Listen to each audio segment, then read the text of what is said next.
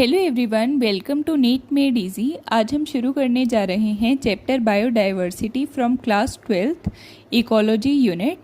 तो चलिए शुरू करते हैं विद द टैगलाइन, एक बार ये वीडियो देख डाला तो आपका नीट प्रेप होगा जिंगा लाला। ये चैप्टर अप्रॉक्स 5 to 6 वीडियोज़ लेगा, तो आप डेली वीडियोज़ को देखते रहना। If an alien from a distant galaxy were to visit our planet Earth, the first thing that would amaze and baffle him would most probably be the enormous diversity of life that he would encounter। तो यहाँ पर हमें simple सी बात बताई है कि अगर एक एलियन आता है किसी दूसरी गैलेक्सी से हमारे प्लानट पर जो कि अर्थ है, तो पहली चीज़ वो देखकर जिसे चौंकेगा वो है एनॉर्मस डाइवर्सिटी जो कि हमारे प्लानट अर्थ की है। Next is, even for humans, the rich variety of living organisms with which they share this planet never ceases to astonish and fascinate us। Even हमारे लिए भी, जो हम humans हैं, हम भी जिन organisms के साथ ये planet शेयर करते हैं, तो हम उन्हें देखकर भी मतलब ऐसे आश्चर्यचकित रहते कि अच्छा ये भी हमारे यहाँ पर डाइवर्सिटी है। लाइक एंड्स हैं, काफ़ी सारे ऑर्किड्स हैं, बहुत सारे प्लांट्स हैं, अलग अलग तरीके की मतलब लिविंग ऑर्गेनिज्म दिखते हैं। Next line is, the common man would find it hard to believe that there are more than 20,000 species of ants, 3 lakh species of beetles, 28,000 species of fishes and nearly 20,000 species of orchids. तो ये जो भी values दी हुई हैं इस chapter में, आप काफ़ी सारी वैल्यूज़ को याद रखेंगे, तो ये आपको याद करनी ही है। ये नहीं है कि एक्सपेरिमेंटल है, जो भी है एनसीईआरटी में दिया हुआ है तो आपको ये याद करना है। तो आप इसे इजी बनाने के लिए क्या कर सकते हैं कि आप ना ये सारे जैसे एंड्स हैं, फिर आप साइड में जो स्पेस दिया होता है वहाँ पर लिख लीजिए कि ants are more than 20,000, orchids are 20,000, fishes are 28,000, beetles are 3 lakh. तो इतने 0 काउंट करोगे डायरेक्टली 3 लाख याद कर लो। और एक चीज़ याद रखना, मैंने जैसे ये मोर देन को अंडरलाइन किया है, ये इसलिए किया है क्योंकि मेरे टेस्ट में क्वेश्चन आया था कि एंड्स कितनी हैं। तो एंड्स और ऑर्किड ना मैंने दोनों 20,000 पढ़ा था, लेकिन एंड्स के बारे में स्पेसिफिकली बताया कि दीज आर मोर देन 20,000। तो वो आपको इस तरीके से भी एनसीईआरटी की एक एक लाइन कवर करनी है। Next line is, ecologists and evolutionary biologists have been trying to understand the significance of such diversity by asking important questions. Why are there so many species? Did such great diversity exist throughout Earth history? How did this diversification come about? How and why is this diversity important to the biosphere? Would it function any differently if the diversity was much less? How do humans benefit from the diversity of life? तो ये तो simple बताया जो चीज़ें हम book के अंदर अभी पढ़ेंगे इस चैप्टर में, कि इकोलॉजिस्ट जो हैं और जो एवोल्यूशनरी बायोलॉजिस्ट हैं वो काफ़ी सारे क्वेश्चंस के आंसर जानना चाहते हैं कि इतने सारे स्पीशीज़ क्यों हैं, ये किस लिए हो रहे हैं, इतनी डाइवर्सिटी कहाँ से आई है, कैसे हुआ है। तो इन सब के आंसर्स हमें इस चैप्टर में मिलेंगे। तो अब हम आते हैं अपने मेन पॉइंट पर, that is 15.1 topic, that is biodiversity. इसे ऊपर वाले पैराग्राफ में सिर्फ इंट्रोडक्शन था, मेन तो आपको जो स्पीशीज़ की वैल्यूज़ दी हुई थी ये याद करनी, और कुछ इंपॉर्टेंट नहीं था। अब हम आते हैं 15.1 टॉपिक पर, that is biodiversity. So the first line is, in our biosphere immense diversity और heterogeneity exists not only at the species level but at all levels of the biological organization, ranging from macromolecules within the cells to biomes। तो यहाँ पर हमें बताया कि biosphere में बहुत सारी डाइवर्सिटी है। इस डाइवर्सिटी को हम हेट्रोजेनिटी के नाम से भी जानते हैं। ये ना केवल स्पीशीज़ के लेवल पे है, लेकिन ये सारे जो भी बायोलॉजिकल लेवल्स होंगे ना, मैक्रोमोलिक्यूल्स भी अलग अलग होंगे, फिर सेल्स अलग अलग होंगे, फिर बायोम्स अलग अलग होंगे, मतलब हर जगह डाइवर्सिटी फैली हुई है। Next line is, biodiversity is a term popularized by the sociobiologist Edward Wilson. तो अब आपको पता करना है कि बायोडाइवर्सिटी किसने पॉपुलराइज करी। ये जो बायोडाइवर्सिटी टर्म है एक साइंटिस्ट ने, दैट इज़ अ सोशियोबायोलॉजिस्ट। ये चीज़ भी आपको याद रखनी है कि इनका मेन काम क्या था, that is he is a sociobiologist, और इनका नाम क्या है, एडवर्ड विल्सन। तो आपको पूरा नाम भी याद होना चाहिए और ये क्या थे ये भी पता होना चाहिए, और इन्होंने क्या काम किया था। To describe the combined diversity at all levels of the biological organization. Next page is, the most important of them are। तो अब यहाँ पर हम पढ़ेंगे 3 अलग अलग टाइप की डाइवर्सिटी। फर्स्ट जो हमें पढ़नी है that is the genetic diversity. A single species might show high diversity at the genetic level over it's distributional range. तो एक जो सिंगल स्पीशी है वो जेनेटिक लेवल पर भी डाइवर्सिटी शो कर सकती है अच्छी खासी। Next is the genetic variation shown by a medicinal plant, Rauvolfium vomitoria, growing in the different Himalayan regions, might be in the terms of potency and concentration of the active chemical reserpine that the plant produces. तो अब यहाँ पर हमें एक example दिया हुआ है genetic diversity का, that is a medicinal plant. तो अब उस मेडिसिनल प्लांट का नाम क्या है? रिवोल्फिया वोमेटोरिया. अगर आपसे वो पूछा जाए वो मिलता कहाँ है? हिमालयन रेंजेस में. वो उसके अंदर जो वेरिएशन है वो किन चीज़ों की टर्म्स में? पोटेंसी में और कंसनट्रेशन में. किस पर्टिकुलर केमिकल की? That is known as the reserpine. और ये एक्टिव केमिकल है. अगर मान लीजिए आपको पैसिव केमिकल से कंफ्यूज किया जाए तो वो गलत होगा. This is a active chemical जिसका नाम है reserpine. Next line is India has more than 50,000 genetically different strains of rice. India के अंदर 50,000 से ज़्यादा अलग अलग टाइप के राइस मिलते हैं एंड 1,000 वेराइटीज़ ऑफ मैंगो. ये पर्टिकुलरली सिर्फ इंडिया की बात की गई है तो आपको ध्यान रखना है. नेक्स्ट हम आते हैं सेकेंड टाइप ऑफ डाइवर्सिटी पर, that is the species diversity.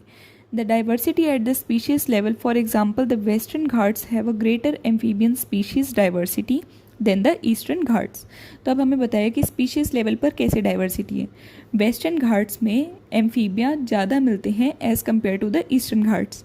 तो जैसे मैंने अपनी उसमें लिख दिया कि वेस्टर्न में ग्रेटर देन ईस्टर्न, तो इस तरीके से आपको याद करने में ईजी रहेगा. सिंबल के फॉर्म में आप लिख सकते हैं. Third one is the ecological diversity.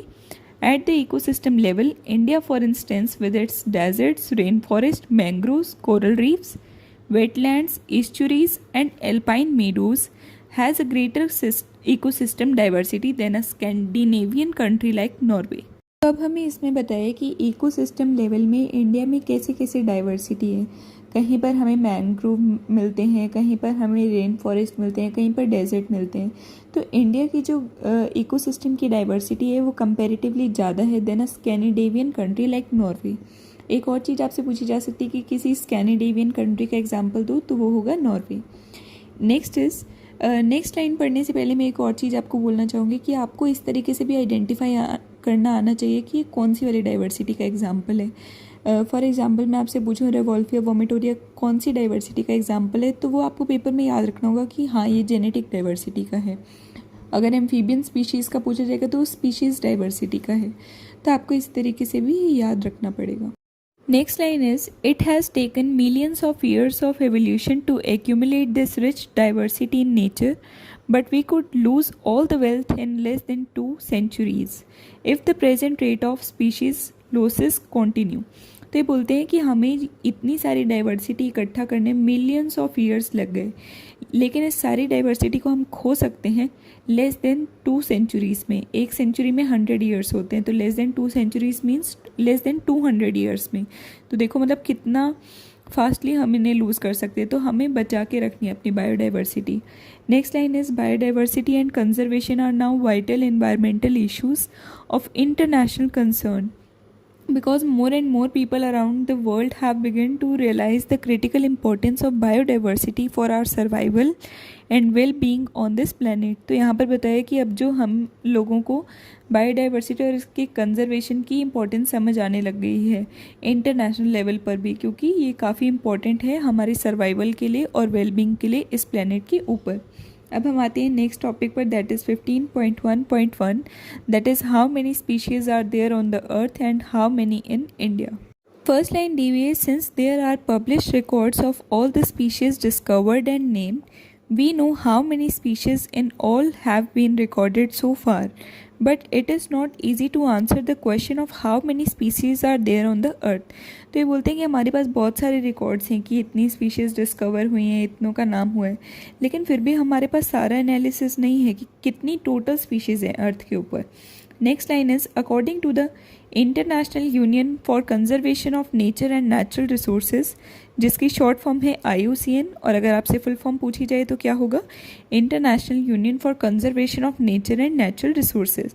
तो इन्होंने 2004 में कहा था the total number of plants and animal species described so far is slightly more than 1.5 million.